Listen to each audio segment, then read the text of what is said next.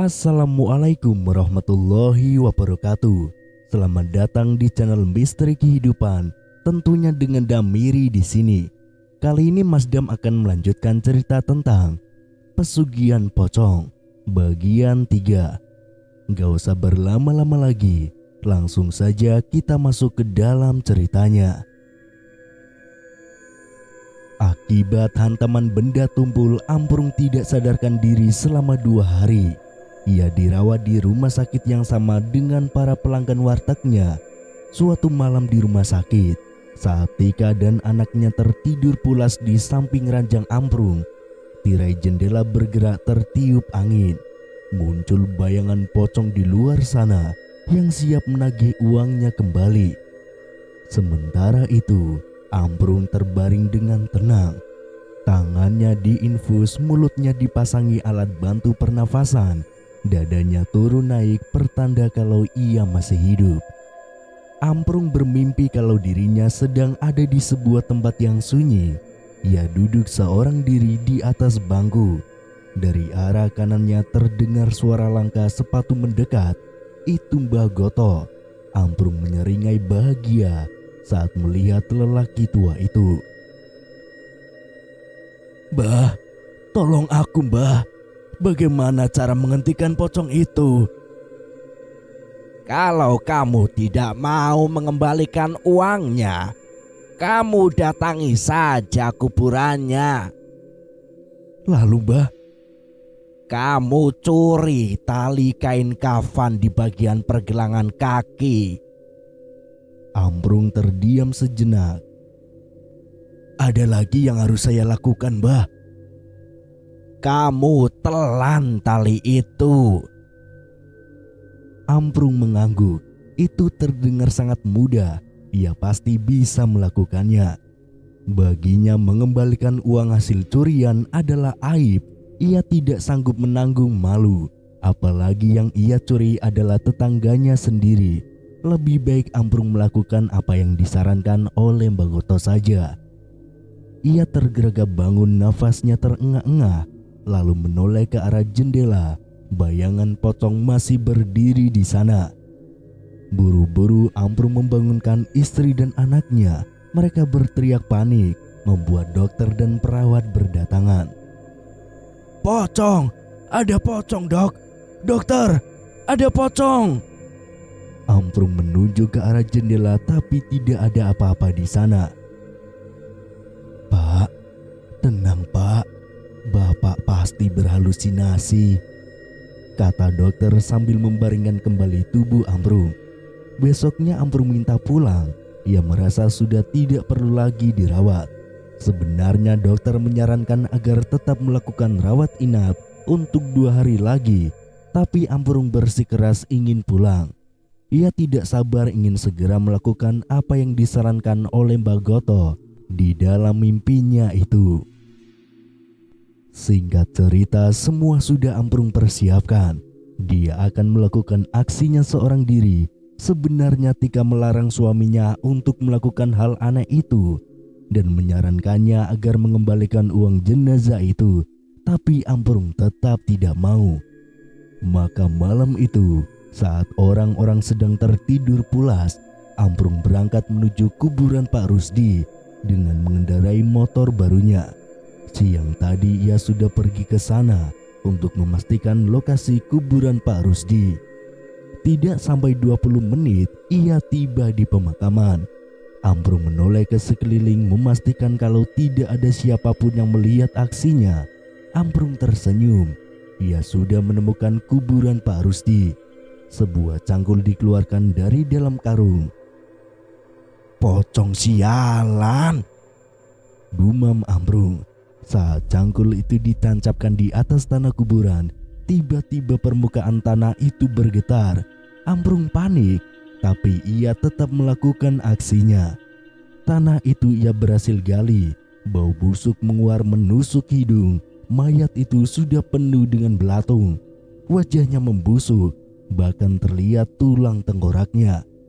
Tangan Amprung bergetar saat mengambil tali kain kafan di bagian pergelangan kaki.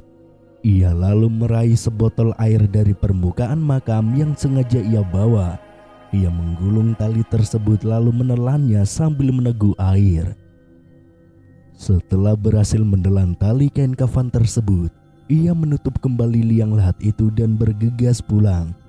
2 hari berlalu, tidak ada pocong yang mengganggu keluarga Amprung. Ia kira saran Bagoto itu berhasil untuk mengusir pocong. Sayangnya, ketenangan keluarga Amprung hanya bertahan 2 hari. Di malam berikutnya pocong itu kembali muncul. Ia mengetuk-ngetuk pintu rumah membuat Amprung dan keluarga susah untuk tidur.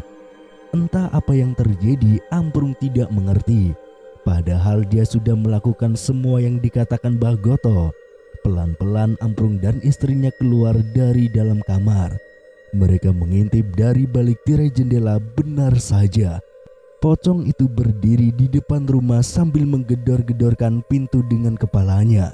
Di bagian pergelangan kaki kain kafan terbuka karena talinya sudah dicuri oleh Amprung. Kini pocong itu hanya bergumam dengan suara yang tidak jelas. "Pak, kamu benar-benar sudah melakukan apa yang disarankan Bagoto?" "Udah, Tik. Aku sudah menelan tali kain kafannya." Tika berpikir sejenak lalu ia sadar. "Pak, tadi siang kamu buang air besar ya? Jangan-jangan tali itu ikut keluar, Pak?" "Aduh, kayaknya emang seperti itu. Tapi aku harus bagaimana? Tali itu pasti ikut keluar kalau aku buang air besar." "Terus sekarang gimana, Pak?" Amprung menggelengkan kepala. "Udah, tutup pintu kamar. Nanti Amalia dan Sarah bangun." Tika mengangguk lalu menutup pintu kamarnya rapat-rapat. Suara ketukan itu perlahan hilang. Amprung dan Tika bisa tidur kembali dengan tenang malam itu. Sampai pagi tiba, pocong tidak lagi mengganggu mereka. Keesokan harinya Amprung tidak ada di rumah. Tika mengira kalau suaminya itu sudah pergi berangkat ke pasar Kliwon atau ke tempat lain untuk mencari penangkal pocong. Tapi sampai malam tiba, Amprung tidak kunjung pulang. Tika panik. Dia yakin kalau pocong itulah yang menjadi penyebab suaminya hilang. Akhir-akhir ini juga pocong itu tidak muncul lagi. Dengan sisa uang yang ada, akhirnya Tika memutuskan untuk mengembalikan uang yang pernah dicuri oleh suaminya. Sore itu Tika mengetuk pintu rumah Jubaidah. Wanita itu mempersilahkan Tika untuk masuk. Ruangan rumah tampak hening. Terkesan hanya Jubaidah yang tinggal sendirian di rumah itu. "Jubaidah, aku mau ngomong sesuatu sama kamu." "Tumben sekali, Mbak. Ada apa ya, Mbak Tika?" Jubaidah tersenyum. Ia tidak bisa menebak apa yang akan dibicarakan tetangganya itu. "Tapi aku mohon kamu jangan marah ya." "Iya, Mbak. Ada apa sih?" Ragu-ragu Tika mengeluarkan amplop coklat berisi uang. "Dulu suamiku yang mencuri uang sedekah bapakmu. Sekarang aku mau mengembalikan uang itu." Jubaidah terkejut sekaligus tidak percaya dengan apa yang dikatakan Tika. "Jadi suamimu, Mbak, yang mencuri uang sedekahnya?" Ia menyingkirkan lengan Tika. Tika mengangguk. "Tega sekali keluarga kalian, Mbak. Makan uang haram. Sementara aku malu karena nggak bisa ngasih sedekah buat bapak. Asal Mbak tahu, itu uang tabunganku, Mbak." "Iya, aku mohon maaf." "Ini bukan masalah uangnya, Mbak. Ini soal harga diri dan tanggung jawab aku sebagai anak. Aku nggak bisa memaafkan kalian, Mbak." Jubaidah malah mengusir Tika. Ia tidak sudi menerima uang dari Tika. Bahkan Jubaidah mengancam akan membawa kasus ini ke pengadilan. Tika pun putus asa. Tidak ada cara lagi untuk mengembalikan suaminya. Setiap kali anak-anaknya menanyakan Amprung, Tika selalu bilang kalau bapak mereka sedang bekerja di luar kota. Sore itu hujan turun dengan deras. Tika sedang memasak telur dadar. Sudah seminggu Amprung hilang dan Tika belum melaporkannya ke polisi. Lagi pula ini bukan urusan polisi.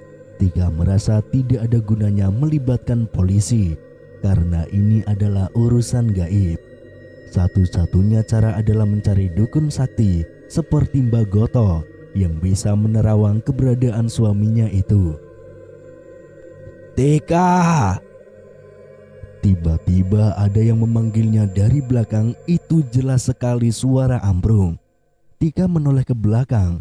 Ia berjalan ke ruang tamu, tangannya masih memegang spatula. Tolong aku, Tika. Tolong. Pak, kamu di mana, Pak? Panggil Tika. Ia panik mencari ke seluruh ruangan rumah. Suara itu hilang. Tika menangis. Ia sudah mendatangi beberapa dukun, tapi mereka semua menyarankan untuk mengembalikan uang yang Amprung curi. Tika bingung lantaran Jubaida tidak mau menerima uang itu. Saat Tika bangun dari duduknya, tiba-tiba seperti ada yang menendang dadanya. Ia terpental beberapa langkah ke belakang dan tidak sadarkan diri. Yang terjadi selanjutnya sangat aneh. Ia membenturkan kepalanya sendiri ke dinding sampai berdarah. Ibu! Zahra muncul dari dalam kamar. Ibunya tidak menjawab. Ia terus membentur-benturkan kepalanya ke dinding dengan keras. Ibu! Ibu kenapa? Zahra mendekat perlahan lalu menyentuh punggung ibunya. Ia sangat terkejut melihat ibunya sendiri. Wajah Tika penuh dengan darah. Kedua bola matanya berubah menjadi putih semua. Ia menyeringai mengerikan pada Zahra. Anak itu berteriak. Tidak lama kemudian Amila muncul. Ia juga ketakutan saat melihat wajah ibunya yang aneh dan mengerikan itu. Tika yang sedang dikendalikan makhluk gaib mendekati kedua anaknya perlahan. Sebuah pisau diraihnya. Ia hendak membunuh kedua anaknya. Pocong yang merasukinya itu benar-benar sudah marah. Kali ini dia akan menghabisi semua keluarga Amprung. Untung saja Amila berhasil lari keluar rumah, sementara Zahra tidak bisa lari. Ia sangat ketakutan dan berteriak sekencang mungkin. Tika mengayunkan pisau di tangannya dan hendak menusukkannya ke kepala Zahra. Tapi dari pintu rumah muncul Pak Darsoni, seorang ustadz kampung. Ia lari dan menabrak dirinya sendiri pada tubuh Tika. Pisau di tangan wanita itu menebas sembarang arah hingga melukai lengan Pak Darsoni. Dengan susah payah, akhirnya Pak Darsoni berhasil melepaskan pisau itu dari genggaman Tika. Kedua telapak tangan Pak Darsoni berlumuran darah karena menyentuh wajah Tika. Ia membisikkan ayat-ayat Al-Quran ke telinga Tika. Wanita itu mengamuk tidak karuan, berteriak dan memukul-mukul Pak Darsoni. Warga yang mendengar kegaduhan mereka berkerumun di mulut pintu rumah Tika, kecuali Jubaida. Ia tidak peduli apapun yang terjadi pada keluarga Amprung. Amila dan Zahra sudah diamankan oleh warga. Mereka menangis sambil memanggil-manggil ibunya. Tubuh Tika perlahan lemas, matanya terpejam. Dengan dibantu warga, Tika dibaringkan di atas tempat tidurnya. Tidak ada yang tahu persis kenapa hal ini bisa terjadi. Kalau saja Pak Darsoni tidak bertemu dengan Amila yang sedang meminta tolong, mungkin saja nyawa Zahra sudah melayang di tangan ibunya sendiri. Setelah siuman, Tika menceritakan suaminya. Pak Darsoni menyarankan Tika agar tinggal bersama keluarga Pak Darsoni untuk sementara waktu karena takut terjadi hal-hal yang tidak diinginkan. Tika mengiyakannya dan berharap kalau Pak Darsoni bisa membantu permasalahannya. 2 hari tinggal bersama keluarga Pak Darsoni, pocong itu tidak lagi muncul. Mungkin karena rumah Pak Darsoni sering dilantunkan ayat suci. Keluarga Pak Darsoni pun sangat ramah. Mereka memperlakukan Tika dan anak-anaknya selayaknya keluarganya sendiri. Sudah berkali-kali Pak Darsoni mendatangi Jubaida, membujuknya agar mau menerima uang yang dicuri Amprung. Tapi tetap saja wanita itu keras kepala. Dia bersumpah sampai kapanpun tidak akan pernah memaafkan keluarga Amprung. Susah, tetap tidak mau menerima uangnya. Pak Darsoni duduk di atas sofa. Ia membuka peci lalu meletakkannya di atas sofa. Lalu, apa yang harus saya lakukan, Pak? Pak Darsoni terdiam. Ia sedang berpikir. Begini saja, kamu bagikan uang itu ke warga kampung tempat Pak Rusdi dimakamkan. Kamu niatkan sedekah untuk jenazah Pak Rusdi. Tika mengangguk. Besoknya ia langsung menuju kampung tersebut. Satu persatu Tika mendatangi rumah penduduk. Ia meminta maaf atas apa yang telah suaminya lakukan. Ada yang menasihati Tika, ada juga yang menyumpahi lalu marah-marah. Tapi Tika tetap membagikan amplop yang berisi uang sedekah. Setelah selesai, ia mendatangi kuburan Pak Rusdi untuk meminta maaf sambil menangis. Pak Rusdi, tolong kembalikan suamiku. Kami minta maaf, ucap Tika. Gundukan kuburan itu bergetar seperti ada yang mengguncangkannya. Tika mundur beberapa langkah. Ia ketakutan. Dari sela-sela tanah kuburan perlahan muncul asap kental diiringi dengan suara rintihan. Kembalikan tali kafanku. Tika hampir lupa kalau tali kain kafan itu juga sempat dicuri oleh Amprung. Baik, Pak, aku akan mencari tali itu. Segera Tika lari. Yang ada di benaknya hanya satu.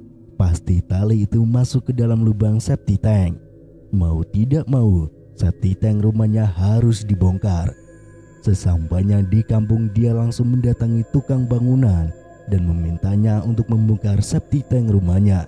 Tika tahu tidak mudah menemukan tali itu, tapi mau bagaimanapun ia harus mencobanya.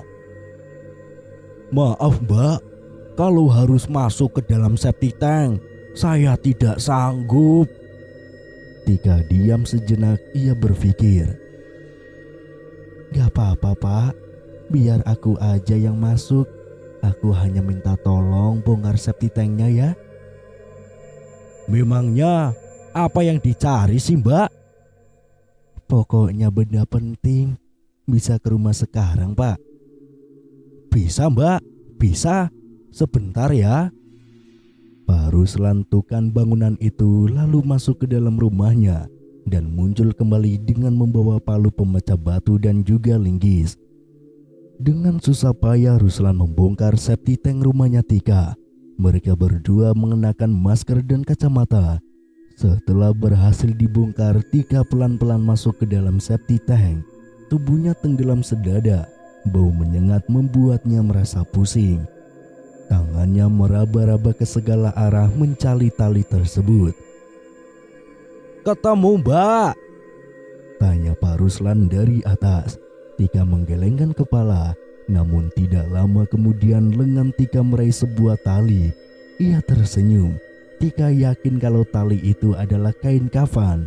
Anehnya tali itu seperti tersangkut pada sesuatu sehingga susah untuk dicabut. Aduh, Pak, susah dicabut ini, Pak. Gimana ya? Ucap Tika. Ia lalu menarik tali itu sambil berteriak, mengeluarkan seluruh tenaganya hingga tali terlepas. Tika terjungkal. Untung saja ia masih bisa menahan keseimbangannya. Dugaan Tika benar kalau tali itu adalah tali kain kafan. Segera ia naik ke permukaan lalu mencuci tali tersebut. Itu tali apa, Mbak? Tika tidak menjawab. Ia malah beranjak ke kamar mandi untuk membersihkan tubuhnya. Setelah selesai, ia menghampiri Ruslan dan memberikan sejumlah uang. Ini, Pak, upahnya. Wah, besar sekali, Mbak. Iya, itu upah sekaligus untuk menutup kembali septic tanknya.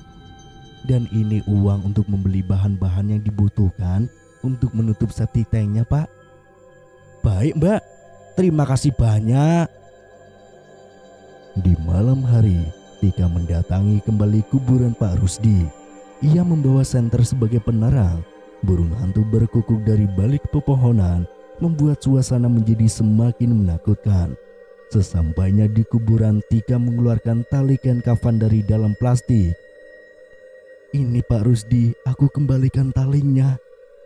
Gundukan kuburan itu tidak bergerak sama sekali. Pak Rusdi, tolong kembalikan suamiku. Kali ini Tika menangis sambil memohon. Dari dalam tanah tiba-tiba muncul sebuah tangan. Tika terkejut. Ia buru-buru menyodorkan tali itu. Tangan itu langsung meraihnya lalu masuk kembali ke dalam tanah. Perjuangan Tika tidak sia-sia. Dari kegelapan muncul Amprung yang berjalan tertati-tati. Segera Tika berlari ke arah suaminya, lalu memeluknya sambil menangis. Amprung terlihat sangat kelelahan. Tika pun memapanya pulang. Sebelum pergi meninggalkan kuburan, Amprung menghentikan langkahnya. Ia menoleh ke arah kuburan Pak Rusdi. Pak Rusdi, maafkan aku, Pak. Sekian. Terima kasih buat teman-teman yang sudah mendengarkan cerita ini sampai akhir. Saya Damiri. Sampai bertemu dengan saya di cerita-cerita selanjutnya. Akhir kata, wassalamualaikum warahmatullahi wabarakatuh.